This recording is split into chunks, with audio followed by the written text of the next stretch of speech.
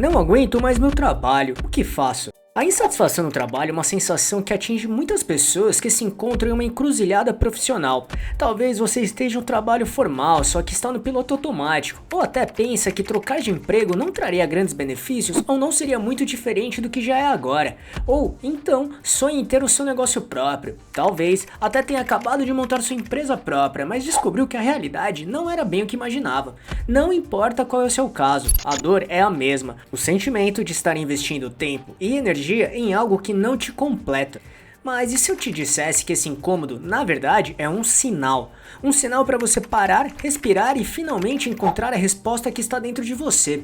Neste vídeo vamos te mostrar como transformar essa sensação de desespero e frustração em um mapa de ação, de propósito à prática. Vou te mostrar como trilhar o caminho para uma vida profissional com mais sentido e realização. A sua virada de chave começa agora, pode acreditar. Então vamos lá. Antes de sair largando tudo, é fundamental entender que o que está por trás dessa sensação. A insatisfação profissional raramente é um problema simples. Na maioria das vezes é uma combinação de alguns fatores, como falta de propósito. Você não se sente conectado ou conectada com o que faz, não vê valor, não sente que o seu trabalho tem um impacto real. É como se você estivesse em um barco remando sem saber para onde. Ambiente tóxico. Chefes não valorizam, colegas com quem você não se conecta, pressão excessiva e falta de reconhecimento. Um ambiente ruim pode minar sua energia por mais que você goste do que faz. Falta de desafio ou desenvolvimento. Você sente que está estagnado ou estagnada. O trabalho se tornou monótono e repetitivo, e você não aprende nada novo. A sensação de que você está no piloto automático, isso é um veneno para criatividade e motivação. Incompatibilidade de valores. Se os valores da empresa não batem com os seus, a insatisfação é inevitável. Por exemplo, se você preza pela transparência e a empresa é conhecida por ser opaca, a frustração virá. Salário e reconhecimento. A falta de remuneração justa ou de um simples obrigado pode fazer você se sentir desvalorizado ou desvalorizada. Logo, identificar a causa é o primeiro e mais importante passo para encontrar a solução, e é isso que muitas pessoas acabam passando batido. O mapa da virada. Encontre seu propósito profissional. É bem provável que já tenha ouvido falar sobre propósito, mas o que isso significa na prática? Que de forma resumida é semelhante a um objetivo pelo qual você tem dedicação e motivação em concentrar todos os seus esforços nisso. Ou seja, é a atividade que você realizaria diretamente com prazer, que mostrará o caminho que precisa ser seguido, sempre visando alcançar a conquista mais significativa e genuína. Assim, podemos dizer que o propósito profissional é muito mais do que ter um emprego ou um negócio que pague as contas. É encontrar uma atividade que te traga prazer, realização e motivação todos os dias. É quando seu trabalho está alinhado com seus valores, paixões e habilidades, e também com seu propósito de vida. Em outras palavras, é aquela sensação de que o que você trabalha realmente faz sentido para sua vida. No entanto, é importante lembrar que esse propósito pode mudar e evoluir com o tempo, junto com você. Se hoje você se sente confuso ou confusa ou sem rumo, saiba que isso é completamente normal e faz parte da jornada. E para começar isso, trabalhar o Ikigai vai te ajudar muito com o seu propósito. O Ikigai é uma filosofia japonesa que significa a razão de ser ou a razão de viver. É um conceito simples e poderoso que se resume na intersecção de 4 grandes áreas da sua vida. O que amo fazer. Aqui, trabalha-se a motivação de cada pessoa. Qual é a nossa paixão? O que amamos na vida? Para ajudar a responder essa pergunta, pense em algo que você faria se não precisasse de dinheiro, por exemplo. O que posso fazer bem? Neste item trata-se da vocação, ou seja, entender no que somos bons. Por exemplo, nossos pontos fortes, o que sabemos e conseguimos fazer muito bem, ou até o que as pessoas valorizam em nós. Porém, não seja inseguro ou insegura em dizer no que é bom ou boa. Ao mesmo tempo, não force a barra para tentar ser bom ou boa em algo em que não seja combinado. O que posso ser pago ou paga para fazer? Agora é o momento para sermos mais realistas, portanto entender onde poderíamos trabalhar ou qual profissão podemos seguir, sempre alinhando com as outras áreas de mandala do Ikigai que falamos até aqui. O que o mundo precisa. Por fim, entenda qual sua missão aqui na vida, ou seja, o que você pode fazer para ajudar os outros, ou então agregar algo para a sociedade. Em outras palavras, qual o legado que você pode deixar. Aqui não precisa ser algo extremamente grandioso, pode ser algo pequeno até, mas que faça muito sentido e seja de valor para você mesmo ou mesma. Ainda, se for algo grande, será bem legal também. Enfim, pense e defina algo que é seu mesmo, sendo que cada intersecção tem um significado. Paixão, o que você ama, mas o que você é bom ou boa. Quais são seus hobbies? No que as pessoas te pedem ajuda? Missão: o que você ama mais o que o mundo precisa.